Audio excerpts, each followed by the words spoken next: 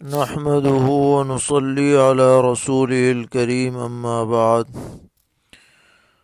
رب اشرح لي صدري ويسر لي أمري واحلل عقدة من لساني يفقهوا قولي۔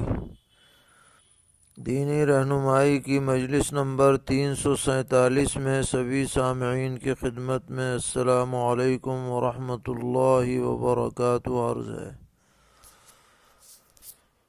آج کی مجلس کا پہلا سوال یہ ہے کہ آپ کے والد صاحب حضرت امیر الہند مولانا قاری سید محمد عثمان صاحب منصور پوری نور اللہ مرقدہ سے ہم نے اکثر تقریر سے پہلے ایک خطبہ پڑھتے ہوئے سنا تھا، جس میں لک الحمد بالاسلام اور لک الحمد بالقرآن جیسے الفاظ بھی آتے تھے۔ تو سوال یہ ہے کہ یہ خطبہ پورا ہمیں کہاں ملے گا اور اس کے کیا الفاظ ہیں، اس بارے میں آپ رہنمائی فرمائیے۔ جواباً عرض ہے کہ حضرت والد صاحب رحمۃ اللہ علیہ جو خطبے کے طور پر کلمات ارشاد فرماتے تھے، یہ دراصل تابعی جلیل حضرت حسن بصری رحمۃ اللہ علیہ سے منقول ہیں۔ وہ جب اپنی گفتگو شروع فرماتے تھے تو یہ کلمات ان کی زبان پر ہوتے تھے: الحمدللہ، اللہم ربنا لک الحمد کما خلقتنا ورزقتنا وہدیتنا وعلمتنا وانقذتنا وفرجت عنا۔ یعنی ہر طرح کی تعریف اللہ کے لیے ہے۔ اے اللہ، اے ہمارے رب، ہر طرح کی خوبی آپ ہی کو زیب دیتی ہے، جیسے کہ آپ نے ہم کو پیدا کیا اور ہمیں رزق عطا فرمایا اور ہمیں ہدایت سے نوازا اور ہمیں علم سے سرفراز کیا اور ہمیں گمراہی سے نکالا اور ہماری مشکلات دور فرمائیں۔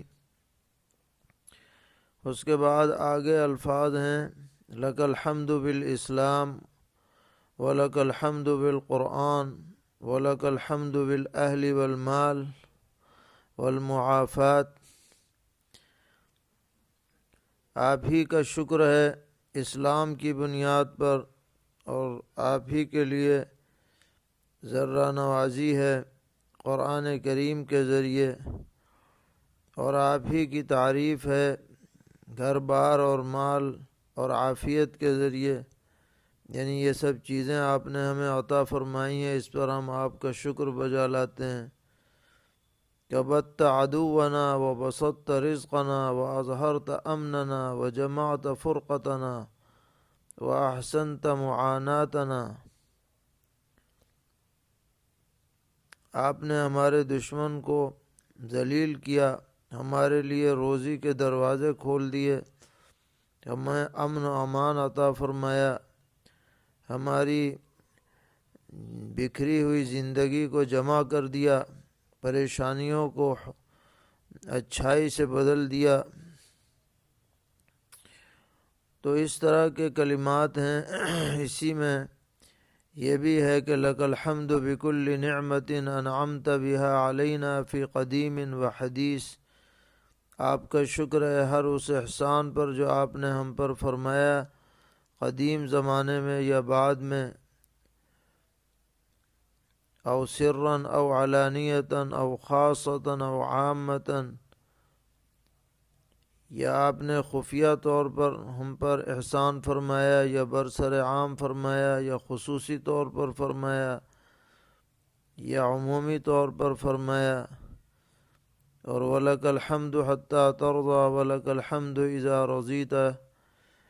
تو یہ ابن ابی دنیا کی ایک کتاب ہے شکر، اس میں یہ ساری تفصیل درج ہے، اور روایت کا نمبر ہے 11۔ الشکر لابن ابی الدنیا میں۔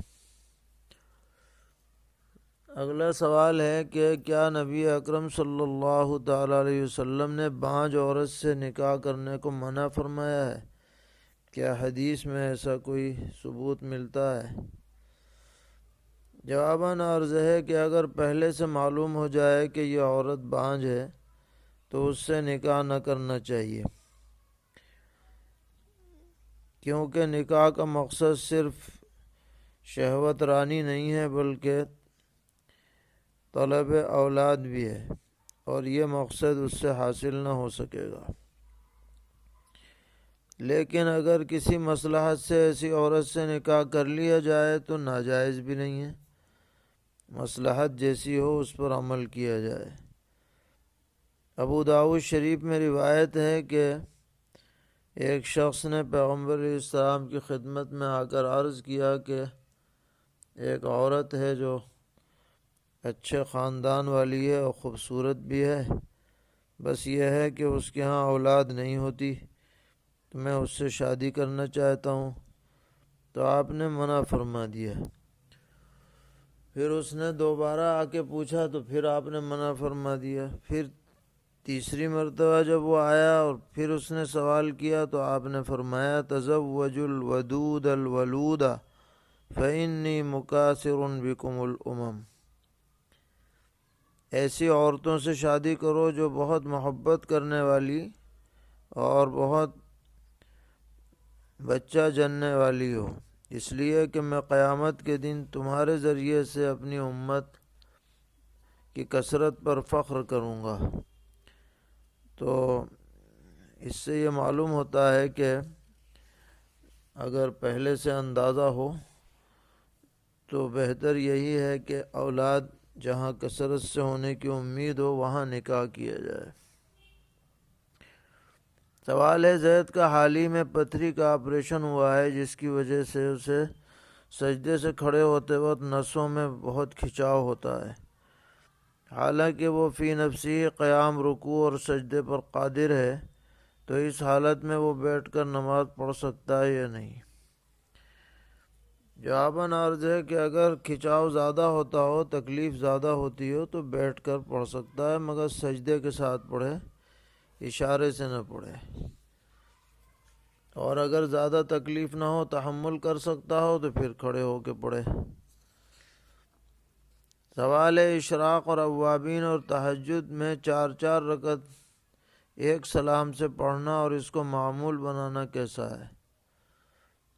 جواباً عرض ہے کہ اس میں کوئی حرج نہیں ہے، 2 بھی پڑھ سکتے ہیں اور 4 بھی پڑھ سکتے ہیں، کوئی اسے معمول بنائے تو بھی حرج نہیں ہے۔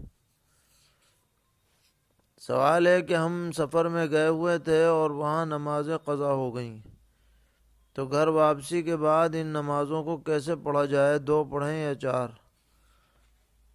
جواباً عرض ہے کہ جو نماز پوری سفر میں قضا ہو گئی 4 رکعت والی اور وقت بھی اس کا ختم ہو گیا اور پھر آپ اپنے گھر پہنچے تو اب اس کی جو قضا ہوگی وہ قصر ہوگی۔ ہاں اگر وقت باقی ہو تو پوری پڑھیں گے۔ سوال ہے کہ شافعی امام ہیں، وہ فاتحہ کے بعد اتنا سکتہ کرتے ہیں کہ اس میں کئی مرتبہ سبحان اللہ پڑھا جا سکتا ہے، اب اگر کوئی حنفی مقتدی ان کی اقتداء کرے تو اس کی نماز کا کیا حکم ہے؟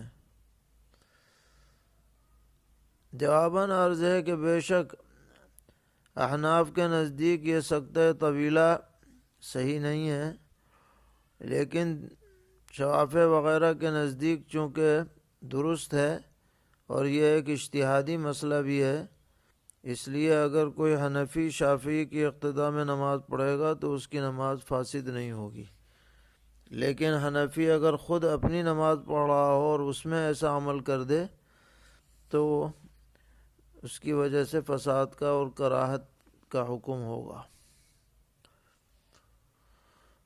سوال ہے ہمارے محلے کی مسجد کو شہید کر کے دوبارہ تعمیر کیا جا رہا ہے، مسجد کے متصل اسکول کا حال ہے جس کو جمعہ یا رمضان کے موقع پر نمازیوں کی تعداد بڑھنے کی وجہ سے نماز کے لیے استعمال کرتے ہیں، ہم لوگ فی الحال اسی حال میں 5 وقتہ نماز اور جمعہ ادا کر رہے ہیں۔ تو سوال یہ ہے کہ رمضان المبارک میں اس حال میں لوگ اعتکاف کر سکتے ہیں یا نہیں، اور مسجد میں چونکہ فی الحال کام چل رہا ہے تو اعتکاف کی کیا صورت ہوگی؟ جواباً عرض ہے کہ اعتکاف کے لیے مسجد ہونا شرط ہے، اور یہ حال مسجد شرعی کے حکم میں نہیں ہے، اس لیے یہاں پر اعتکاف مسنون نہیں ہوگا، اور چونکہ عذر ہے، تعمیر ہو رہی ہے، اس لیے ترک اعتکاف کی وجہ سے محلے والے بھی گنہگار نہیں ہوں گے۔ سوال ہے، ایک صاحب نے عمرے کے لیے پیسے رکھ رکھے ہیں اور زکوٰۃ کے اعتبار سے یکم رمضان کو سال مکمل ہو رہا ہے اور عمرہ عید الفطر کے بعد ہے، تو زکوٰۃ کا کیا حکم ہے؟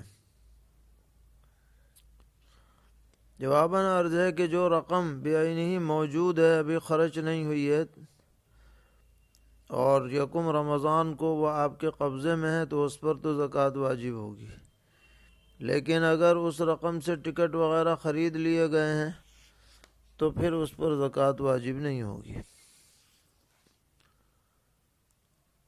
سوال ہے کہ ہم کشمیر سے ہیں، ہمارے ہاں اخروٹ میں زکوٰۃ کا حکم ہے یا عشر کا؟ اس بارے میں معلومات درکار ہیں۔ بعض لوگ تو اخروٹ تجارت کے لیے رکھتے ہیں، بعض ویسے ہی اہل عیال کو تقسیم کر دیتے ہیں، دونوں صورتوں میں کیا حکم ہوگا؟ واضح رہے کہ لوگوں کے گھروں میں چند پیڑ اور درخت ہوتے ہیں، کہیں ایک دو پیڑ ہوتے ہیں جن میں اخروٹ نکلتے ہیں۔ جواباً عرض ہے کہ جو پیڑ گھر میں لگے ہوئے ہیں ان کے پھل میں عشر واجب نہیں ہے، لہذا جو آپ کے گھر میں اخروٹ کے پیڑ ہیں اس میں کتنے ہی اخروٹ نکل آئیں اس میں کوئی عشر واجب نہیں ہے۔ البتہ اگر اخروٹ کا پورا باغ ہے تو دیکھا جائے گا کہ جو زمین ہے اس کی وہ عشری ہے یا نہیں۔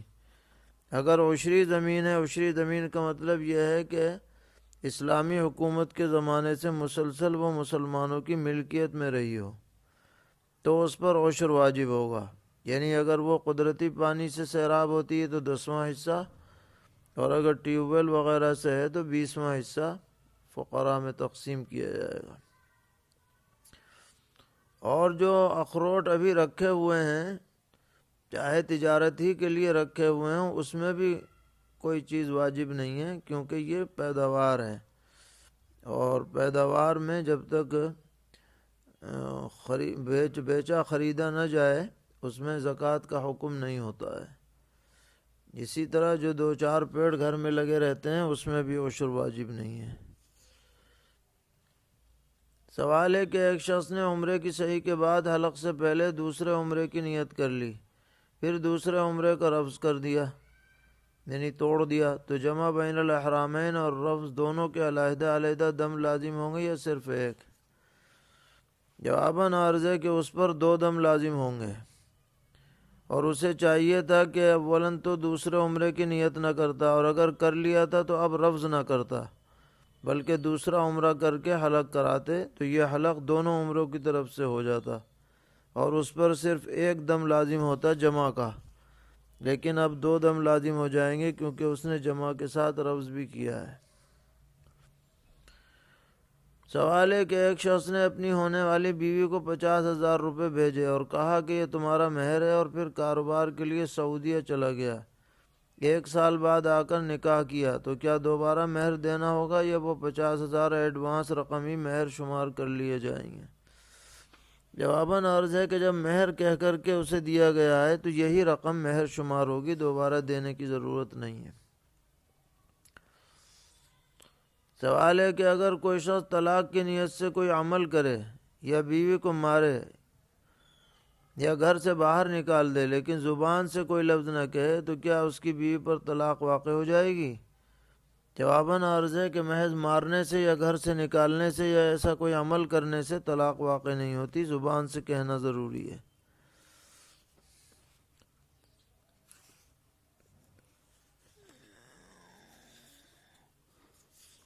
سوال ہے زنا سے بچہ پیدا ہونے کے بعد اگر مزنیہ سے زانی نکاح کر لے تو کیا بچہ میاں بیوی دونوں کا کہلائے گا یا زانی باپ کا کہلائے گا؟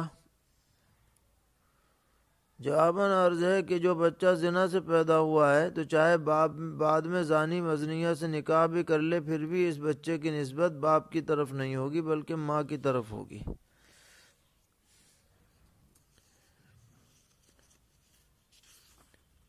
سوال ہے کہ ولد الزنا، زانی باپ اور مزنیہ ماں کی میراث کا حقدار ہوگا یا نہیں؟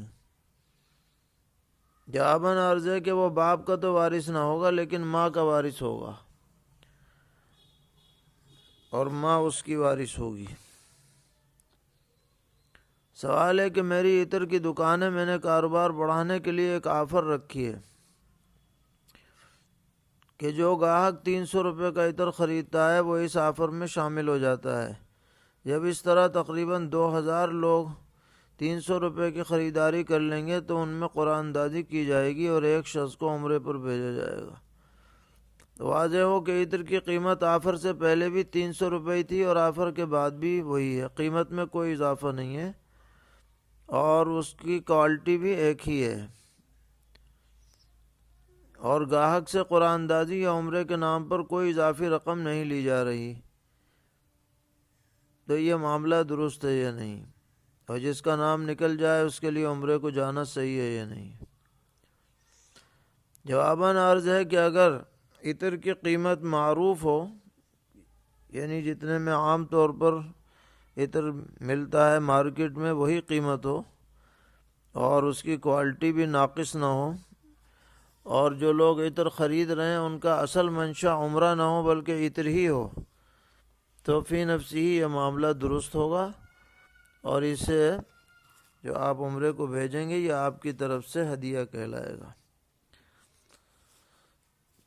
اللہ تعالی ہم سب کو دین پر استقامت عطا فرمائے، ہر طرح کے شرور سے محفوظ رکھیں۔ وصلی اللہ تعالی علی خیر خلقہ محمد وعلی آلہ واصحابہ وذریاتہ اجمعین۔